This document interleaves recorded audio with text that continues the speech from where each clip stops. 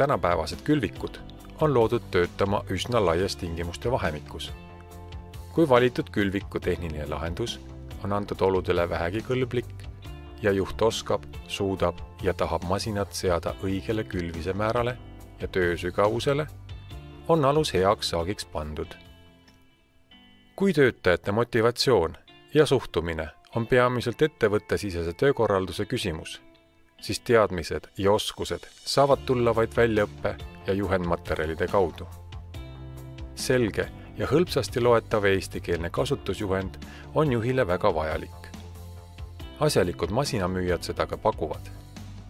Nüüdisaegsed jõudsad külvikud eeldavad õigeaegset külvise ettevedu ja kiiret laadimist, et väärtuslik tööaeg ei kaoks ootamisele. Laduslogistika parandab külvide tootlikkust oluliselt. Ei ole olemas ühte õiget külvikut. Igale põllule ja ettevõttesse leiab paremini või halvemini sobivaid külvikuid.